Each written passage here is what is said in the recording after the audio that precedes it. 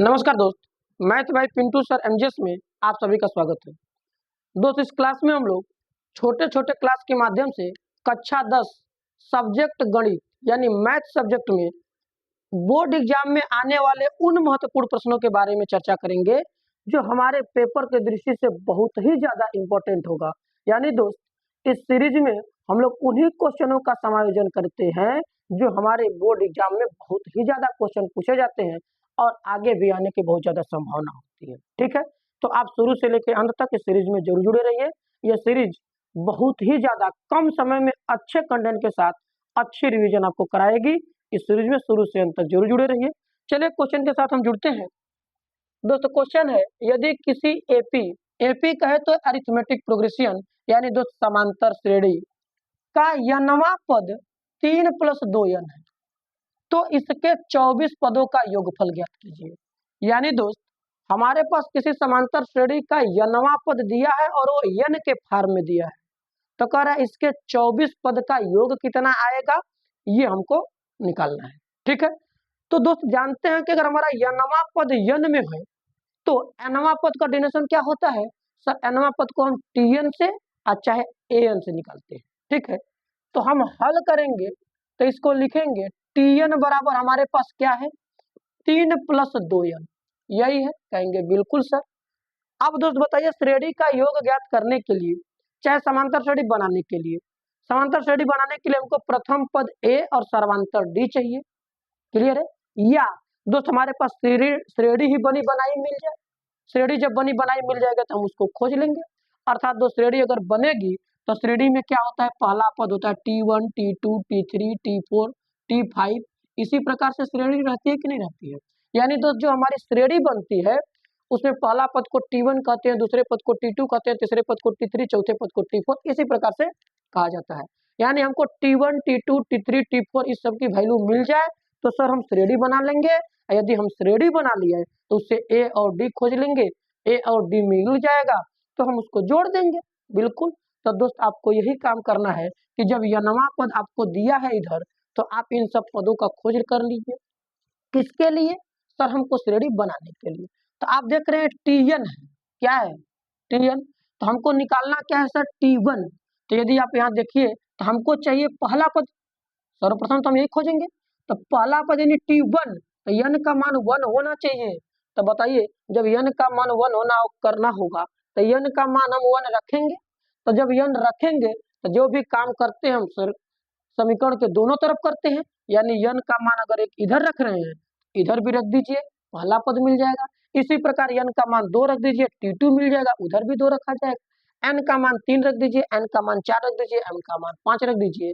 यानी दोस्त ये ध्यान दीजिएगा, जब भी कभी किसी समांतर श्रेणी का यनवा पद एन के फॉर्म में दे, केवा पद के फॉर्म में दे, यानी जिस पद की बात करे वो पद उसी के रूप में है, तो सिर्फ आप डायरेक्ट क्या करिए उसी अक्षर यानी जो एन लिखा है, के लिखा है, पी लिखा है पीवा पद के लिए, तो उसमें 1 2 3 क्रम से भरिए, आपका पद निकल के आ जाएगा और पद निकलेगा तो श्रेणी बन गई, कुल काम आपका हो जाएगा। ठीक है, तो आप लगातार क्या करिए 2 3 ठो 4 ठो मान रख दीजिए।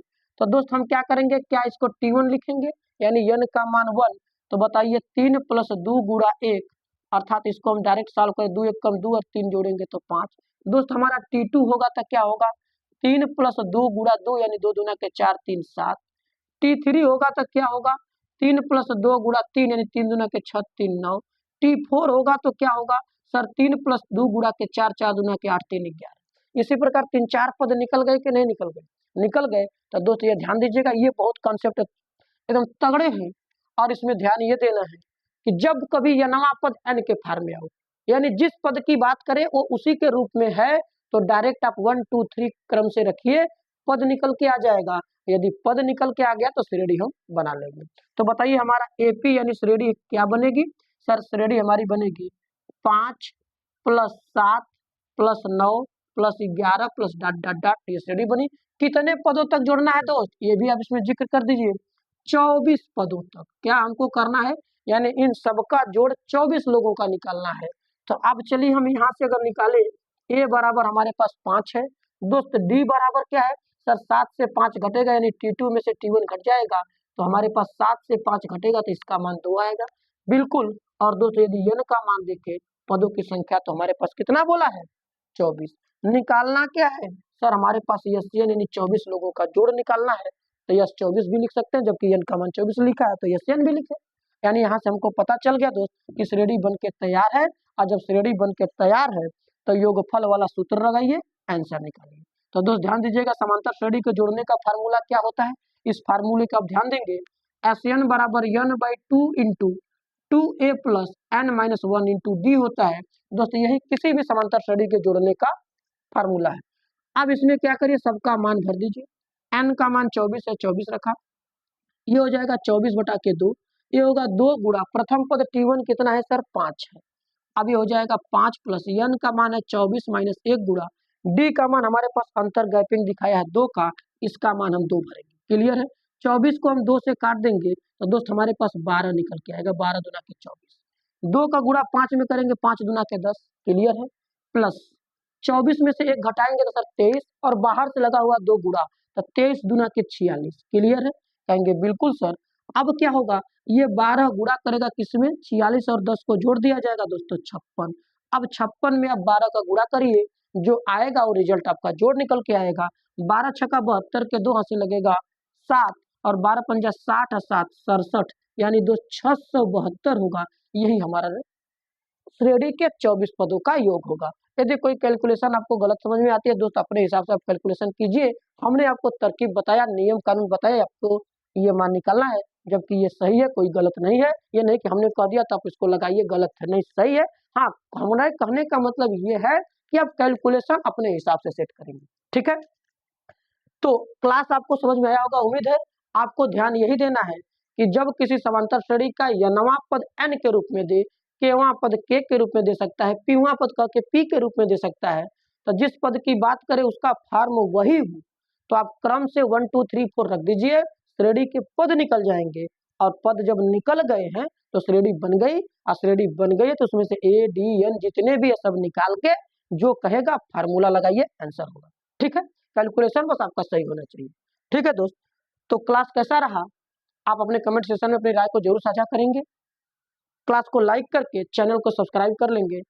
आप सभी भाई बहनों से यही रिक्वेस्ट है कि आप सभी लोगों की जहां तक रीच है, सभी फ्रेंड सर्किल ग्रुप में, अपने नॉर्मल ग्रुप पे क्लास को शेयर करिए, जिससे कि इस क्लास का बेनिफिट हर एक उन भाई बहनों को मिले जो इस बार बोर्ड एग्जाम में बैठेंगे, उनके पास कम समय है, उनका सिलेबस कंप्लीट नहीं हुआ है, उनको मैथ से डर लगता है, पेपर कैसे होगा, किस प्रकार का आएगा। तो इस क्लास को देखने के बाद कोई डर नहीं रह जाएगा, बेहिचक कोई भी शंका उसमें नहीं होगी, कोई डर नहीं होगी। आप आराम से पेपर जाइए दीजिए, अच्छे से आपका पेपर निकल जाएगा। पेपर का ऐसा कोई प्रश्न नहीं होगा जो आपको इस सीरीज से बाहर मिलेगा। ठीक है, तो हम लोग मिलेंगे नेक्स्ट क्लास में, तब तक के लिए धन्यवाद।